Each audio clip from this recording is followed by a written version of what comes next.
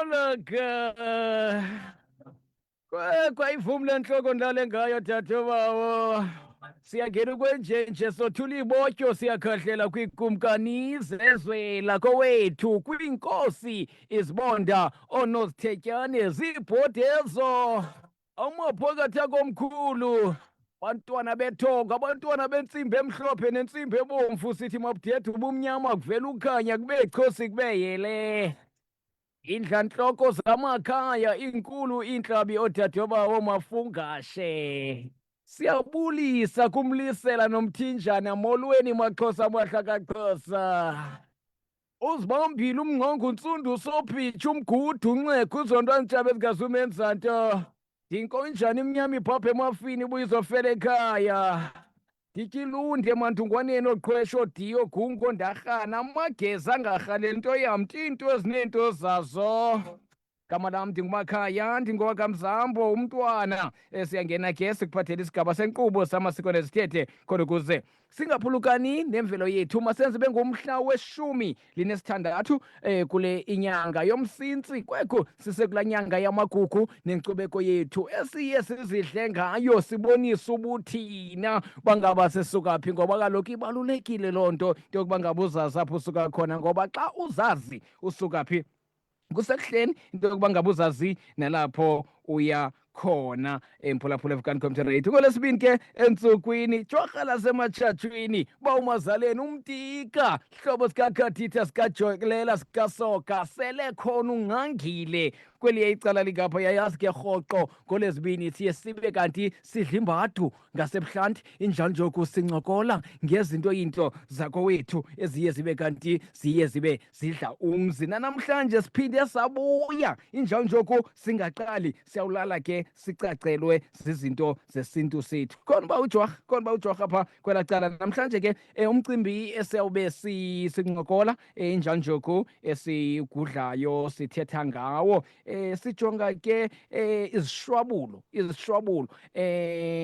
ngelinye ixesha ke xa uyikhumshisa phaa esirhanukeni uyirhanuka kuyawuthiwa yikhesi laa nto yofumaniseka uba ngaba okanye kuthiwa loo nto yinto eyosulelayo okanye xa ndinoyibeka ngohlobo lililo into ethi ibe kanti iyenzeka kuba udibene naloo mntu njalo njalo kodwa ke sithi zizishwabulo ezihambisana nokwendeselana okanye ke ukuthandana kwabo bantu okanye ke nobudlelwane ke wethu maxa wambi fumaniseka uba ngaba loo nto iye ibe kanti iphela ingena nomnye nangona ke phambi koba nibe kanti benidibana naloo mntu loyo nidibene ubungenazo ezo mpawu kodwa uthiwa udibana naloo mntu ufumaniseka uba ngaba le nto iyanidibanisa ngohlobo oluthile sithetha ngaloo mcimbi ke namhlanje uyakondlalela ke uba umazaleni nzoyinikezela kuye ndingumntana mna ndazinto camakho jorha camakho umazaleni mandikunikele lithuba jorha lasematshatshwini uzibulisele kumphulaphula ekhaya Nkosi Mngqongo yakho umntu undibiza kamnandi ngathi nguwe Mngqongo ndiqale ndibulisa apha kuwe tata undibiza kamnandi xa uthi jorha lasematshatshwini ngoba linye qha alikho elinye umhlaba wonke ngekhe msasazi ndiqale ndibulise kuwe emaqhosheni bulise kwamaqhosheni nakubaphulaphuli bevukani kuzo zonke indawo baphulaphule kuzo msasazi kwiSouth Africa kwiAfrika kwihlabathi liphela konke amathongo okukhanya kuzo zonke iinkundla zokukhanya mabudede bumnyama kuvela ukhanya unkosi wesizwe lo igama lam lomoya unkosi wesizwe wangaphaya wazalelwa phaa kwaMlungisi kulaa ndawo kuthiwa kusebhongweni phaya ebhongweni phaa kwaMlungisi ndawukhulela ezibeleni ndahamba ke ngoku ndogoba ityholo ngapha eSada ngoku phaa kulaa lali kuthiwa kuseThambo molweni eThambo village Tambo village Thambo Thambo village kubhizi Mngqongo nangoku ndiyafika nangoku ngumsebenzi wakwamoya awusihlelisanga phaya nditsho nangoku phaa kwamazikhali apho ndiphuma khona ndithi nakubo makudede ubumnyama sasazi sithetha ngomba ethe kakhulu ngasikabaphulaphuli namhlanje babazindlebe kakhulu kunakuqala msasazi ngoba ngoku asizuphinde sithethe ngawo lo mcimbi lo ubuthathaka kakhulu ngelinye ixesha neempilo zawo zibanjiwe nguwo Camakho msasazi. Camakho, hayi phambi koba sibe kanti siyatyatyadula make sisuse nje ivenkile kweli cala lingapha xa sibuye evenkileni singene kuyo bawumazali. Le Camakho. ntengiso ilandelayo zizimvo zeli shishini likhankanyiweyo, hayi ke zeli losasazo.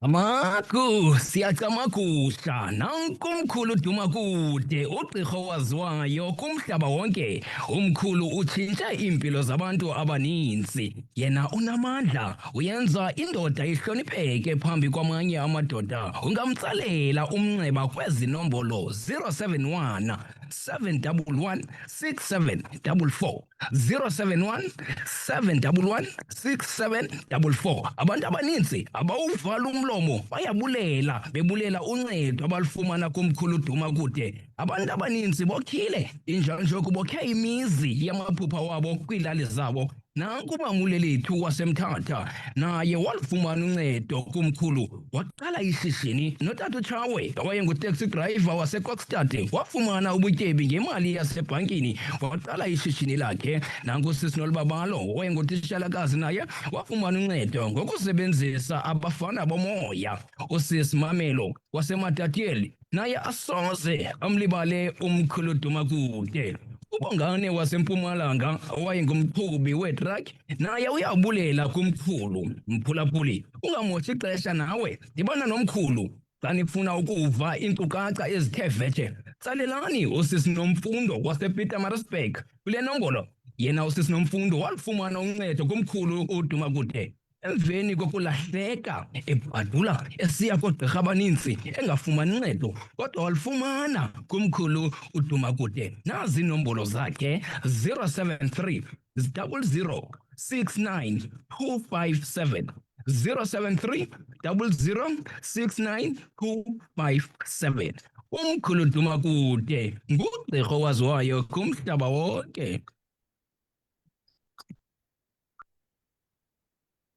uCastello sisiganda sombongo, igandaganda yeWales, igorha neradio. 18 yimizuzu leyo ibethile intsimbi yesibhozo. Bawumazaleni, hayi andifuni notya xesha, andifuni uza ngqo apha kuwe ungene kuyo lo umcimbi singawo namhlanje. Camakho tata. Camakho msasazi, msasazi kukho laa nto kuthiwa njengoba ubusoyihlahlile indlela, kukho laa nto kuthiwa sisishwabulo or njengoba sitshilo kwathi ngokwezitshixha inki kuthiwa yikhesi. Isishwabulo msasazi siphuma kwizizukulwana ngesizukulwana, sifike kweso sizukulwana eso ngelinye ixesha sona singazinto, okanye asiphumi nakude, sisandovela kufitshane. Esingothi ngelinye ixesha sizaboyikisa abantu xa kuthiwa sisishwabulo, okanye singathi sisikhalazo. Kodwa ke ngoku akukhalazwa nje kuzuke kukho into eyenzekayo, yiloo nto sizawuthi sisishwabulo. Xa sithetha ngesishwabulo msasazi, kukho abantu asithethe ngesishwabulo nje, kodwa saphinde sithethe nangentsikelelo. Sithetha ngesishwabulo, sithethe ngentsikelelo. Kukho abantu msasazi apha abathe ngokwenda kwabo kwelo khaya ondele kulo, wayephume kokwabo, ephuma kwikhaya elalinomthetho, linembeko, zonke izinto lifumile, zonke into zakokwabo zazihamba kakuhle. Kodwa wathi wawukwenda wendela kwelinye ikhaya. Awufika kweli khaya zaphela zonke iintlahla zakhe. Waqale yena ngoku wabukeka phantsi zonke into zakhe ngokwenda kwakhe ukufikela kweli khaya eli. Kanti ufikele kwikhaya elinengxaki ezingapheliyo. Wasuka naye ke ngoku waba nabantwana, kwa abantwana bakhe xa ebajonga nabanye abantwana boodade wabo nakwabantwana kwabo, afumaniseke into yobana yena nabakhe abantwana batsala nzima kakhulu. Kanti ngelinye ixesha laa nto kukho isishwabulo okanye isikhalazo samathongo elaa khaya endele kulo. Safika naye samombatha ngoku, azame yonke into msasazi, azame yonke into, akho nto ndingayizamanga kweli khaya. Afike notata weli khaya engumntu naye ophuma ecaleni kodwa kuqala yayingathi ngumntu othembisayo, angene mome ezingxakini. Ngelinye ixesha kuze ancedwe ngabantu bakokwabo benceda aba bantu basemzini, kanti apha emzini bona baphantsi kwesishwabulo abahamba naso. Eso sishwabulo ke ngoku siphinde sichane nabantwana bakhe, bade bancedwe nakokwabo kuthiwe, heyi nkosikazi, kawukhe uye phaa kokwenu mani uyosicelela noba sisitya somgubo. Nkosikazi, kawukhe uyosibolekela inkabi phaa kokwenu, into zethu azilungi apho. Noba singazama ukwenza inkomo ukuthi makuhlatywe ibhokhwe, kuhlatywe inkomo, ayikhali. Kanti umntana abantu uwele kwikhaya elinesishwabulo. Ngelinye ixesha ke msasazi, efika kweli khaya elinesishwabulo abe namandla, kuthiwe oko kwafika laa mntana kwelaa khaya, latsho laphakama elaa khaya eliya, labonakala. And ufumanise ke msasazi, ngelinye ixesha ke akasebenzi lo mntu, kodwa ngokufika kwakhe phaa kulaa mzi yena kutshintshe izinto. Nabanye oobhuti belaa khaya aba bebengabukekanga batsho baphakame, naye laziwe elaa khaya, kanti yintsikelelo asuke nayo kokwabo wazoyifaka apha emzini wakhe aphandele khona. Yeyi, ibuhlungu ke msasazi, ngoba ke nento iyenzeka nakubantu abangootata. Afika utata kwikhaya elihlelelekileyo, kanti eli khaya nje lihlelelekile nje kungenxa yento yokubana kukho isishwabulo esikhoyo kweli khaya eli. Fika kwalo tata mani, afika, hayi mani, yesibaleka, umane kusithiwa yesibaleka wenze, yesibaleka wenze. Usibala akenzelwa nto. Akho nomntu onomnyakazo kweli khaya ngaphandle kosibala, osuke nentsikelelo kwikhaya lakhe wafika wazokhanyisa apha.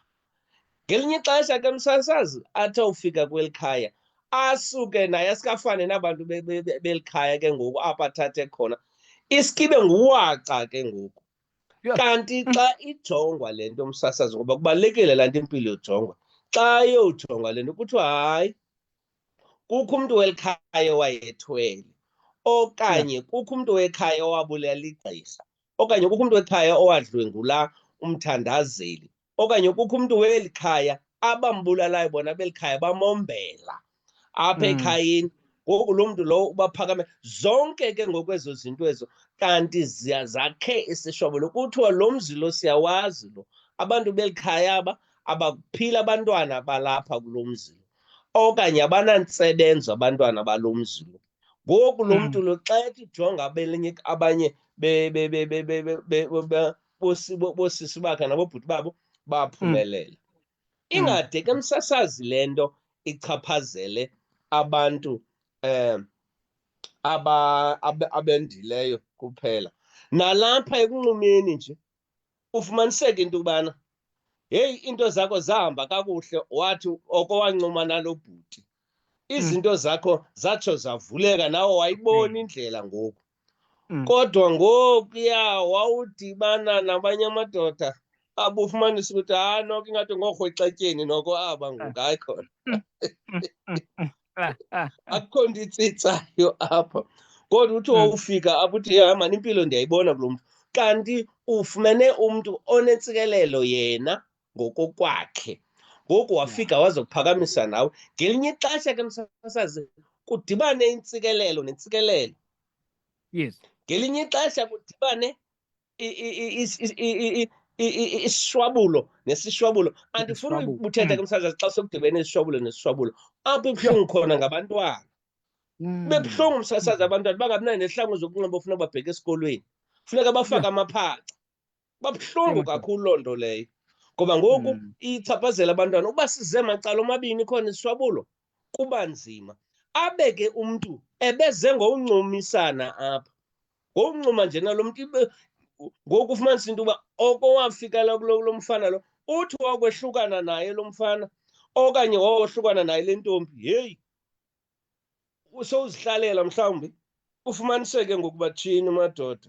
Hayibo, noko ngoku izinto ziyatshintsha. Oko ndahlukana nalaa mntana mani, oko ndahlukana nalaa ntombi, omnye ngelinye ixesha umakoti ade awushiye nomzi ukuze izinto zakhe zikwazi ukhanya, ushiya lo mzi kude kube njalo. Omnye utata ade ayishiye nale nkosikazi, emva kokuba ishiyile kuqale ke ngoku zonke ke ngoku izinto zakhe zikhanye. Abanye ke msasazi baye bayisebenze le nto, athi omnye umfazi andiyindawo, ndifuna uyiqonda le nto ilapha kweli khaya ngoba sihambile, akho siko singalenzanga. Alikho isiko esingalenzanga, ayikho inkonzo esingayanga kuyo. Kudala sigabhiswa, sifuthiswa, kuthiwa kukhutshwa umgqaliso, kukhutshwa imnyama, kuhlanjwa ingozi, kwenza akho nto inyakazayo kweli khaya. Nabantwana bam bonke abasebenzi, kanti sisishwabulo. Omnye yimtsikelelo engene ngendlela esisimanga apha, ade ophakamisa nefemeli yakhe nosapho lwakhe lwalishiya ngasemva lungenanto, abuyele umva nalo liphakame. Omnye ade athathe nabantwana boodade wabo azobakhanyisela kwesi sibane sikhanyayo salo mzi, abathathe, kodwa ngelinye ixesha baphinde babuyele phaa, ngelinye ixesha nabo baphinde ke ngoku ibe ngabantwana balapho. Ibuhlungu ke laa nto ke msasazi, xa kanti uthi ngoku le nto nalapha ezitshomini, ngovana nje nomntu nje uba hayi nizitshomi nanifunda nonke okanye nanisenza nikhule nonke nobabini. Fumaniseke into yoba ngoku apha ekukhuleni kwenu ke ngoku kuvela nomona, kuthi hayi khona uMakhaya siyamazi mani, hayi bo lo waphaya uyenjani phaya, uthini pha.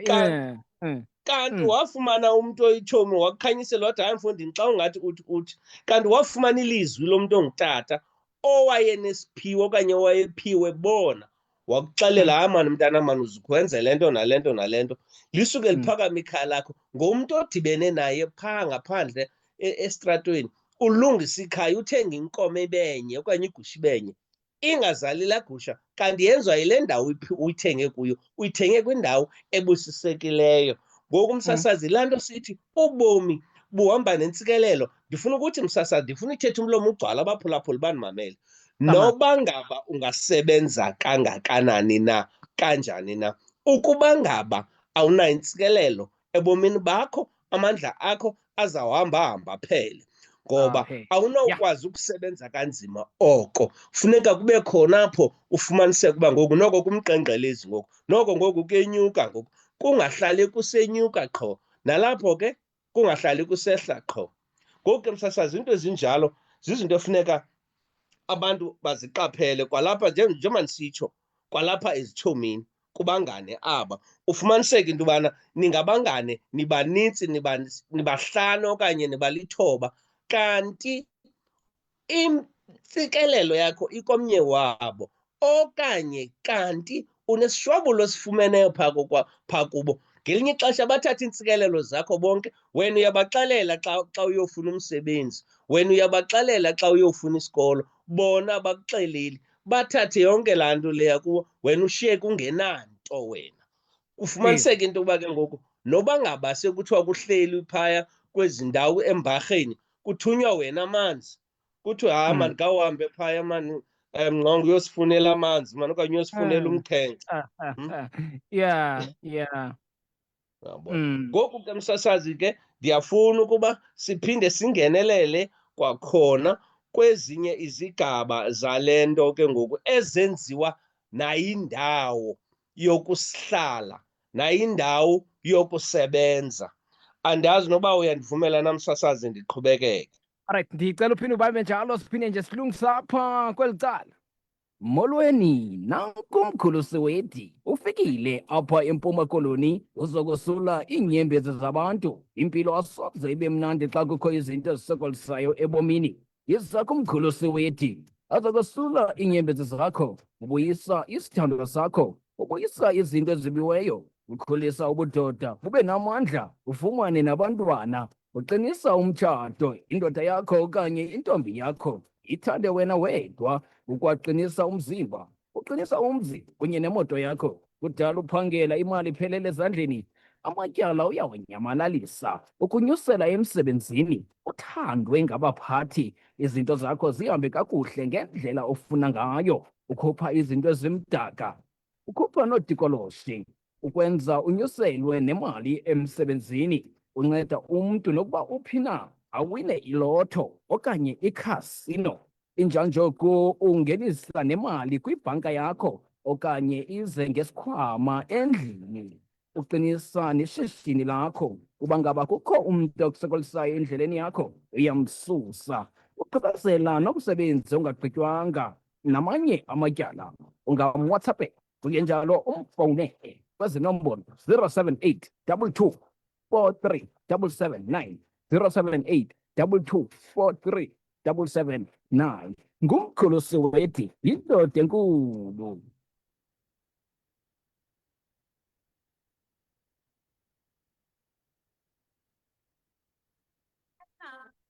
Masitamagushe, sitamagusha ke kuwo onke amabandla, sitamagusha kuzo zonke izizwe. Ndinguloyisoyela ukusabela, ndingokaNevu, nguMpinga, nguMawawa, nguSenza, nguSineka, nguMakhoba, ngungwangwashe, ngukhalada, ngiphila kokuzenzela. Kunto yomntwana engabanoboyi ixhonya emaqandini, ilinda amadoda nenkomo azothetha inyani enkundleni lishiyeke igazi. Tshonalanga sizotya kamnandi, bantwana phumani endlini zawudlala nonyoko. Ndiphulaphule inkqubo yeVukani Community Radio yamasiko nezithethe. Tamako. Yes, naso ke indlela ngama-28 imizuzu phambi koba sitsho sithi yethoba. Kwekho sithetha ngesishwabulo apha, sithetha ngesishwabulo injalo nje kuba umazaleni uza nayo eyicacisa mphulaphula. Nawe ke phaa ithubeni sokunika ithuba ba umazaleni mandikuvumele tata, injalo nje ndikunika ungene. Kamako umsasazi sisatsho sithi ke msasazi ibuhlungu le nto ngoba ngelinye ixesha abanye abantu babengendanga nokwenda apha wayencumisana, kodwa ngoku yilaa nto ibalulekileyo ngokuba umntu azijonge uba kule ndawo ndikuyo ndifike njani, ingaba inoba ndaphazama phi na okanye saphazama phi na. Ngoku singalungisa kanjani na, ngoba nantsi imeko yethu. Xa inje imeko sithini, akho siko singalenzanga, nabantwana sibenzela imbeleko. Abanye kwaze kuthiwa makaphinde uyokwenza enye kulo mama, omnye phinde kuthiwa hayi phinde ubuyele kulo tata uyokwenza enye. Omnye umntu kanti kusephehlweni elaphehlwa kulo msasazi. Lo mntu uligqirha lo kwasa yena usebenza phantsi kwesishwabulo esi. Ngoku lo mntana uzongena kweli phehlo linjalo, asetyenzwe msasazi, asuke athi ndafika ndibona kweli phehlo kodwa ndathi ndawungena kwasuke kwamnyama tsu. Kanti kwa iphehlo eli kanti nalo linesimnyama kwa okwalo. Ekungenzeka mhlawumbi kukho umntana owalithwasana owasweleke lapha, okanye zikhona nje into ezibumnyama ezilandela lo mntu lo ezinesishwabulo phakathi. Ngoku ezo nto ngoku zichaphazele nawe, uve kuthiwa ngoku hayi siyakugodusa ngumgoduso lowo. Ufumaniseke into yobana kulo mgoduso lowo ufumaniseke into yobana awuboni nto tu, ayikho into oyibonayo kulo mgoduso lo. Ngoku ke usasaza siphinde sijonge apha ekuhlaleni, ngoba apha ekuhlaleni siyathutha singabantu. Usuke kule ndawo uye kuleya, usuke kule ndawo uthi uye kuleya. Ngelinye ixesha ufumanisa into yokubana yeyi zathi into zam ukuze zilunge ndathutha ndaba kwindawo enje nenje nenje nenje, kanti laa ndawo wawume kuyo yayinesishwabulo. Wathi wawuphuma kulaa ndawo wazuma kule ndawo ume kuyo into zabhetere. Ngelinye ixesha uqonda ndixakekile ngokudala ndihamba ndizawubaleka ndiye phi. Indawo yesithathu le ndihlala kuyo le, konini ndisikelwa amanxiwa akude kulungele. Kanti le ndawo le usikelwe kuyo yiyo le inesishwabulo, okanye sona isishwabulo esi sihamba nawe. Asikhona kule ndawo, sihamba nawe njengoba uhlala. Nasemisebenzini ke msasazi kunjalo. Ngoku ufumaniseke into yobana ufumene umsebenzi kude kube bhetere ngelaa xesha ubungasebenzi. Uqonda uba hayi khona ikhona into erongo. Kanti kule position nazo iindawo apha emsebenzini ziba naso isishwabulo kwa ezi ndawo ezi. Ngelinye ixesha lo mntu umngene kule ndawo kuyo wayithofiyela le ndawo okanye yagqwaliseka ngenxa yendlela awayegxothwe ngayo lo mntu. Ngoku ke ezo zinto ezo nazo zihamba zibe nobungozi kuba ngazanywa kulo msebenzi uba kuthiwa hayi siza kunyusela, hayi siza kufaka nangapha. Ufumaniseke into yobana ngoku urholayo usebenzayo awunalo tulo anditsho umntu funeka akhululeke emsebenzini, kodwa ufumaniseke into yoba lo msebenzi lo uya kugqiba, uya kucinezela. Kanti ingxaki uhamba nayo okanye ingxaki kushwabuleleke kwa umsebenzi lo ukuyo. Nakumashishini ke msasazi, ufumanise into yobana oko wangena nomntu othile kwishishini elithile okanye lo mntu yena uyayazi ukuba uba ishishini lomntu liyahamba kwangena mna kwelo shishini, liyawe elo shishini elo. Bho, ngesisu. Angaze athi into zakhe ngoku ebezithengisa mhlawumbi ngama-50, athi ngokuyehlisa ngoku ngama-20 azithengwa. Athi nangoku sekade hayi ndiyephisa ngazo, nalapho azithengwa. Zonke ke msasazi izinto ezinjalo zizinto ezifuna abantu baziqaphele kakhulu ukuba kanti yonke le nto le ihamba nesishwabulo side sifikelele ngelinye ixesha nalapha kwinqwelo mafutha. Yes, Dad. Kanti le moto iqalekisiwe, le moto le. Thenga iipatsi yonke le mihla le. Uba ngathi hayibo kuthiwe hayi i-injini, kuthiwe zii-wipers, kuthiwe hayi makutshintshwe ugesi. Umntu ongumama ade azazi nazo ngoku iipatsi zemoto. Athi he tata, uthi lo makhenikhi yintoni ngoku? Uthi yi-water pump nkosikazi. Uthi engathanga i-water pump. Umama ude wazazi iipatsi zemoto kanti imoto le inesishwabulo, ineento zayo, kanti kwasweleka umntu phaya. Neengozi ezingapheliyo kwakule moto. Tshayisa qho le moto msasazi. Tshayisa qho le moto. Yes. Yeah. Alright, hayi bawumazaleni ndimamele injani njoku. Ndifuna sibavulele sizawumane ke siphinda sibuya siqhube nawo lo mcimbi wesishwabulo uthetha ngaso bawumazaleni. Kwakho sithetha ngalo mcimbi. Omnye uya kuzibuza ke bawumazaleni phambi kwaba ndiye phaa eminxebeni yam into yokuba ngaba esi siyakwazi na ukuncedakala. Injani njoku uye uqaphele ngantoni uba ngaba kodwa iseyodwa ngale nto sisishwabulo. Umzekelo fumaniseke oko mani into zam azihambi kakuhle, ungayiqondi wena uqonda uba hayi okanye ixesha lam alikafiki uba ngaba ndibe kanti ndiyaphumelela, kodwa yiminyaka unjalo. Uye uyiqwalasele njani uba hayi ayisayodwanga le nto sisishwabulo. Injalo njoku siyakwazi uhlambeka ube kanti siyaphela nya eso sishwabulo. Camakho umazaleni. Camakho msasazi, siyakwazi uphela msasazi xa sisazi unobangela waso uba yintoni. Into ebalulekileyo msasazi uba funeka kuyojongwa, kujongisiswe, kufunyaniswe ukuba ingaba yintoni na inobangela wale nto. Kukho umzekelo msasazi, kukho omnye utata wangapha kwaZulu, ngekhe ndibize kakhulu, unabantwana abangama-22 lo tata kumakhosikazi 3. Ukhala kum uthi kawujonge jorha lisematshatshweni, ikho nto endingayiqondiyo. Bonke abantwana bam bade bagulwa sisigulo esinye bonke aba bantwana, kodwa banamakhosikazi, bubuya kumakhosikazi ahlukeneyo. Uthi sebangade bagulwa ngesigulo esinye okungathi bebesitya kumthomnye. Hayikhona, ikhona into ndoda, ndicela ujonge. So ke ibonakala kwiimeko ezinjalo ke msasazi ukuba hayi khona noba sekusithwani ngoku athi ke msasazi omnye ndizama uzisa ezi meko abantu baziqonde uba athi omnye ndinento ethi sonke phaa ekhaya xa siyofuna umsebenzi sisike siphathe ubuthongo, sisike silala apha egeyithini, sizawuba sekusithiwa masivuke sekugqitye uqasho. Madoda. Uyabona, zonke ke msasazi ezinto ziyakwazi ukunyangeka, kodwa ke zidinga ngelinye ixesha ziyenzelwa kokhaya khulu, kanti umonakalo kwakhaya khulu ngelinye ixesha kanti umonakalo ulapha kuwe. Ngoku ke ngoku kanti zinto nawe owazenzayo ezo zinto ezo. Ziba zinintsi ke ezo zinto. Omnye agulelwe ngabantwana kanti kukuhlambulula angazange akwenze, mhlawumbi kumntana wakhe owedlulayo. Ngoku akayixeli kulo tata ukuba heyi ndashiya umntana endaweni, nalo tata akaxeli uba heyi ndashiya umntana endaweni ethafeni, ndikhalelwa Yeah. ngabantwana nje, ndisenzelwa zizinto ezinjalo. Camagu msasazi.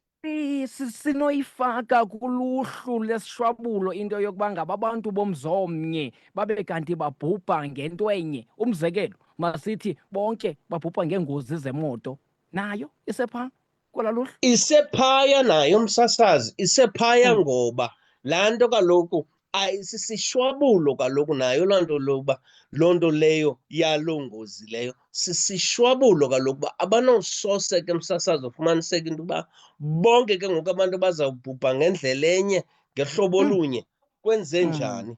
Loo nto leyo ke ngoku ifumanisa into yoba mayiqale iyowujongwa kodwa mayiqale iyojongwa. Ibalulekile loo nto lemsasazi, andiphakamisi iintlanga kodwa ndikhe ndibone kula mazwi angentla xa siyokwenza imisebenzi phaya koomalimpopo. Aba bantu noba baza kwenza imbeleko le iqhelekileyo msasazi, le siyenza imbeleko, bona bayahamba boyifunisela le nto. Bathi siyofunisela ukuba ingaba sisenza ngendlela efanelekileyo na, ngokwesiko lwethu na, olu sicimba senze ngalo na, lulufanele na loo nto leyo. Laa nto bathi kukunyakisisa, bari risawunyakisisa. Yonke ke loo nto leyo ke msasazi ke yiloo nto ke ngoku ibangela uba ke ngoku kungathiwa imbeleko iyaphindwa. Nangoku imbeleko zangaphaya ziphindwa okanye kuthiwa iza kwenziwa kulo mama iphinde kwenziwa kulo tata, hayi ayihambanga kakuhle ngoba xa beza kwenza into bayayinyakisisa, bayoyifunisela, bayifunisise ukuba ingaba basesemendweni na xa benza ngolaa hlobo. Camagu msasazi.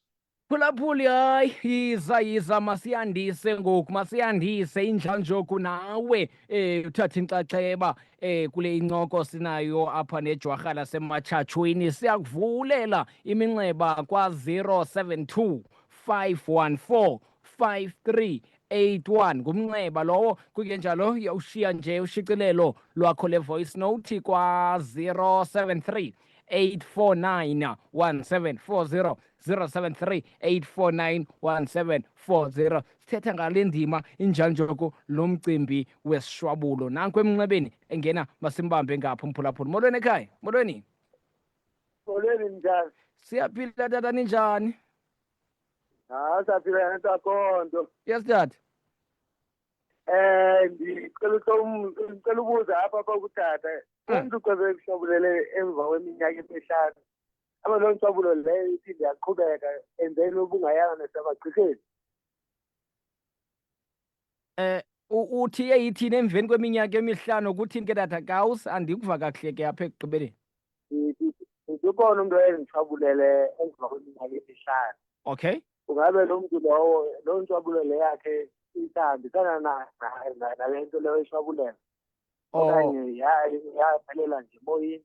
Alright, wena emveni koba ushwatyulelwe wabona uba ngaba okanye ezi sishwabulo wayekushwabulela ngazo zabe zibe kanti ziyenzeka ku, kanti wathi uyawuhlala uyinto engento wabiza yonke loo nto, wena wayibona imeko enjalo kuwe? Hayi, ndayibona kuba andisayifumani wena imisebenzi. Oh, okay. Kodwa xa ujongile isaqhuba, okanye ufuna ubuza uba into yentshwabulo iyaphelelwa emva kwexesha elithini? Ndifuna ubuza kanjalo kuphulaphula apha endleleni. Endleleni, alright, Nkosi mphulaphula. Nkosi kakhulu. Nanko uba umazalwana washwatyulelwa kwiminyaka emihlanu eyagqithwayo, eshwatyulelwa ke nguloo mntu wayemshwabulela. Iyaphelelwa le nto yentshwabulo uba umazalwana undishwabulele uba hayi uba into engento wena mngqongo. Iyaphelelwa loo nto. Camagu tata. Iphelelwa msasazi ingakhange ilungiswe. Ngelinye ixesha ke msasazi ke ngoku wena uyaziyo njengoba utata uyayazi yena apha umphulaphula uba wayeshwatyulelwe. Ngelinye ixesha ke ingasebenzi apha kuwe ngoba ifike wena unamandla. Ifike le nto ke ngoku ebantwaneni bakho ke ngoku ifike kubo ke ngoku bengaqinanga, itsho le nto kubo. Bona ke ngoku bangaqondi xa kusithiwa kuba hayi utata wenu washwatyulelwa, kuthiwa hayi utata wayerayithi nje, zonke into zakhe wayeziqhuba ngendlela into zaphumelela. Kanti yafika phaa utata enamandla. Ngoku nina ngoku yafika ningaqinanga, yafika yanivuthulula. Sona msasazi asipheli ishwabululo singakhange sasongwa sabuyiselwa emva. Camagu msasazi. Molweni ekhaya. Camagu msasazi. Camagu mama. Ndiva le ncoko yokushwabulo. Yeah. ndingumuntu ohlutshwa yimpilo. Into zamazami kakuhle but xa ndisiva ke ngabantu abadala uba mna kwathethwa ndashwatyulelwa umamam esandimithi ke caba kwathethwa ke into ezinjalo ndashwatyulelwa, so noba zazisayi izinto zam zingahambi kakuhle. So ndingaba mhlawumbi yinyani na ndashwatyulelwa. Alright, Nkosi, awutsho babazaleli bangaba ngumntu nokohlutshwa impilo. Xa esiva ukuba ngaba kwashwatyulwa ngaye esesesizalweni sikanina, kuthethwa ke ngabantu umamakhe esamthwele esiswini. Ufuna uqonda ukuba ngaba ingaba inabo ubunyani into yobumile olu hlobo ngaba uyakwazi ushwatyulela usengapha. Tamakhuba babazaleli. Umsasazi inabo ubunyani, ndingenzeka uba injalo ngoba uzawushwatyulelwa kuqala umama lo, ashwatyulelwe umama, ashwatyulelwe. Ngoku kusose kushwabuleleka nale nto ilapha kuye ngaphakathi ayiphetheyo. Ngelinye ixesha ke msasazi, umntu uza kushwebulela kakhulu. Oomama bathanda ushwebululana kakhulu xa umntu ongumama bemonela nje ezithwele nje isisu, kuthiwe nalo mntana lowo ngasikangaphili. Lelona xesha apho umntu ongumama elisemngciphekweni kuthiwe nalo mntana lowo ngasikangaphili, ngoba kaloku ezinye izinto zilawulwa nazizihlwele. Ngoku kubonakala ukuthi lo mntu ebengenzanga nto, lo mntu lushwatyulelwayo ngoku zilwizihlwele, lo mntana lo aphumelele lo. Sisuke sishwabulo ke ngoku umsasazi, sijike sibuyele kumnikazi, ngoba ngoku lo mntu ebengenzanga nto lo mntu lo. Sijike singakhange sajikiswa ngumntu. Amangale ngoku umntu izinto zakhe nabantwana bakhe zingahambi kakuhle, kanti sesasishwabulo wayesithethile ngalaa mntana walaa mntu. Ngoku utyiwa, ubethwa ziinduku zakhe ngoku. Nale nto ke ngoku iba nzima ke leyo inyanga, ngoba kuzawufuneka aqala athethe inyani uba ufuna uphuma ezintweni, athi ndenza le nto kubani nobani, ndicela undixolele. Yiloo nto ke ngoku abanye abantu kwakukho laa nto uba umntu xa zawusweleka kuthiwe hayi uyampora, laa nto kuthiwa hayi uyatwela ngoku. Ngoba ngoku ukhulula ntoni? Ezazishwabulo wayezenzile. Athi uxolo mntanam, ubona usokola nje kungenxa yam. Uxolo bani, uzibona kule nto ukuyo kungenxa yam. Ngoku akwayazi ke ngoku bezinto izinto ngoku ziyenzeka. Abanye ke msasazi babotshiwe, into zabo zisemanzini, abanye into zabo zibotshiwe zisemahlathini bengenzanga nto. Babotshiwe ngamagqirha nangabantu nje abanyangayo, abefundisi, zonke nje abantu bezinye iinkolo nje ngokwehlukahlukana, ngaba babophe nezinto zabantu benetyala, abanye bengenatyala. Camago Jorh. Masijonge omnye. Molweni. Andike ndibulise kwimvukane.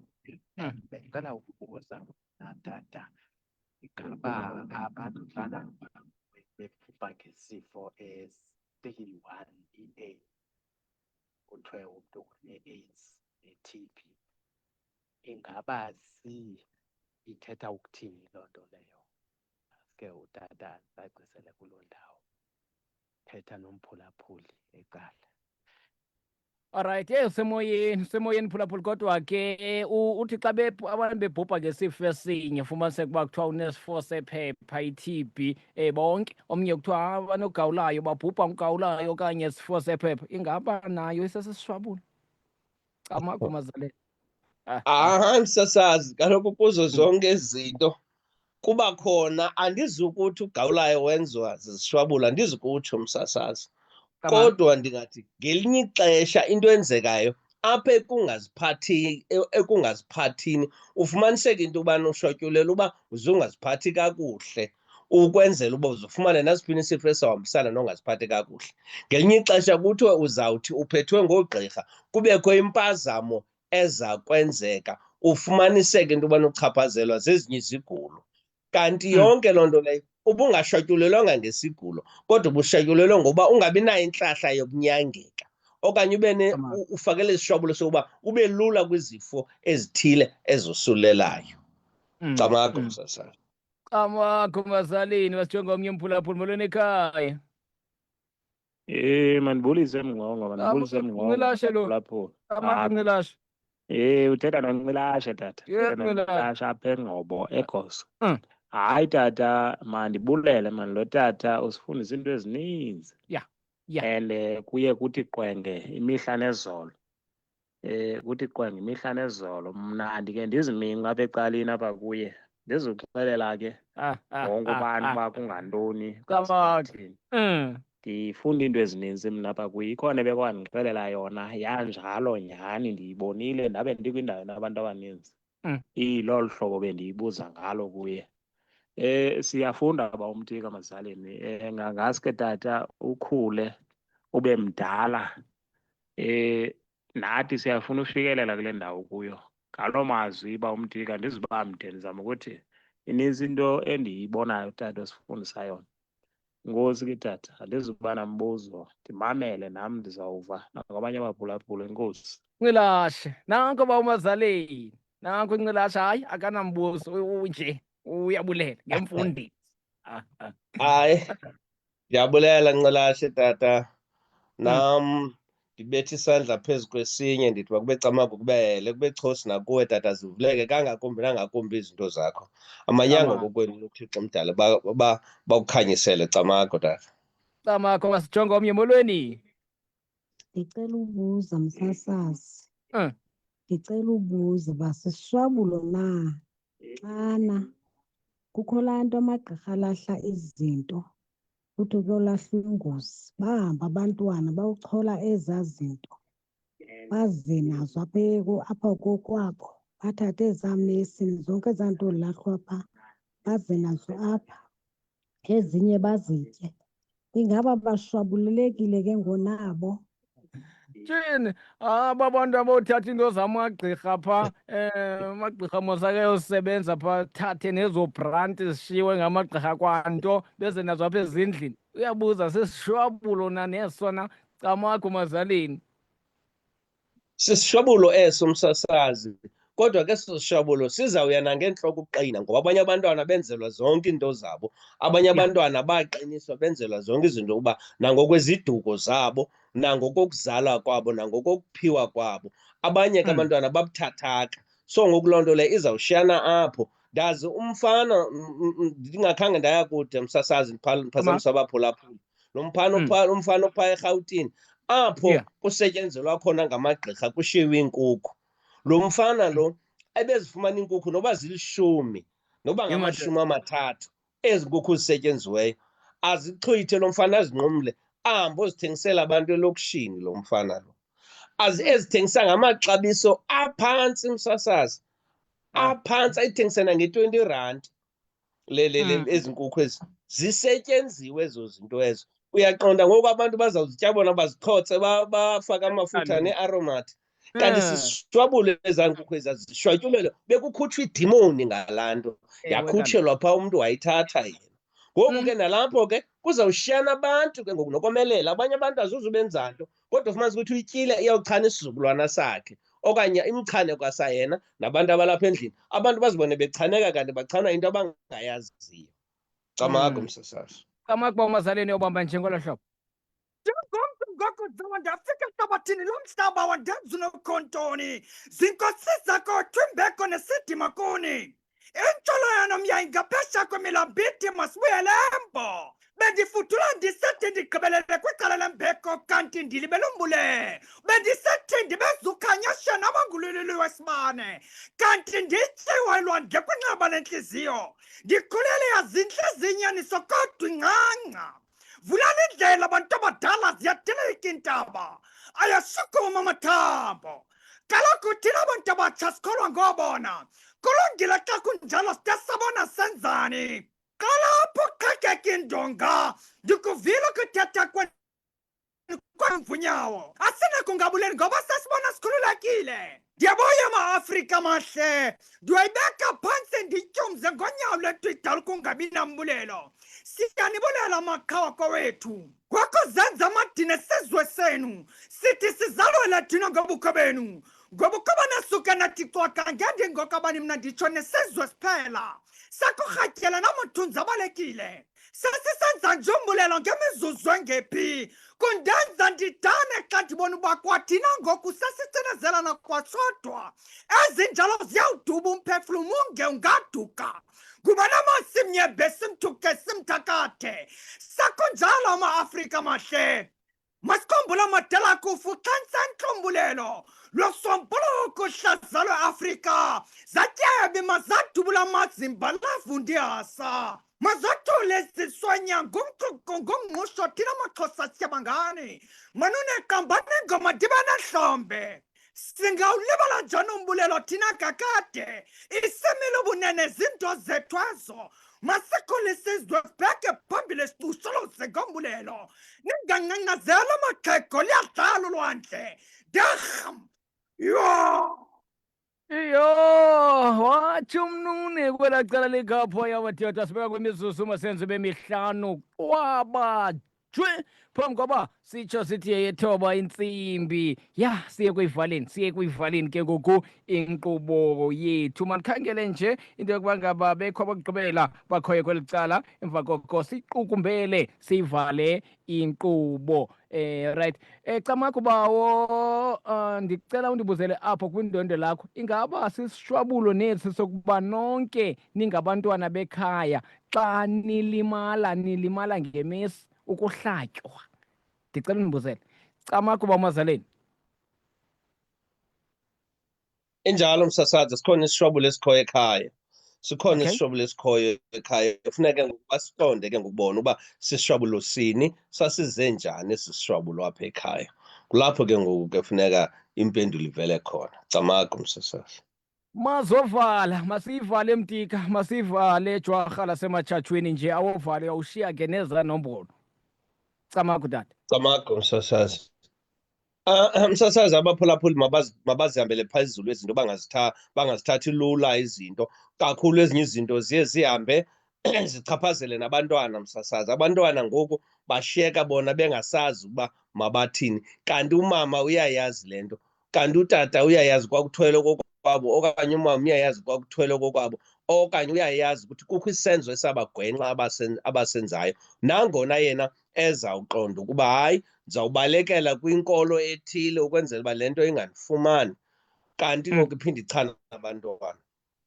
nathi ke siyinkolo kamzikantu siyakwazi ubanceda abantu ngokweengcebiso nangokonyango lomoya xa ufuna ingcebiso uyangena naphaya kwikhasi lethu leFacebook nakwikhasi lethu leTikTok uthi khona inkolo yomzikantu ungathi inkolo kantu inkolo yomzikantu kungenjalo usibambe kulaa nomboro ithi 076 075 9355 076 075 9355 okanye uthi 063 182 6858 063 182 6858 nokuthi ke ngenye ixesha xa ukufitshane apha eNtshona Koloni qhagamshelane nathi siyakwazi nokuhlola simahla ngenye ixesha naye nomntu wakho omaziyo uthi makaqhagamshelane nathi olapha eNtshona Koloni simhlole simahla nje izinto zakhe sizijonge uba mawuthini naxa silapha ke ngexesha apha eKomani nalapho abantu baqhagamshelane nathi xa siseKomani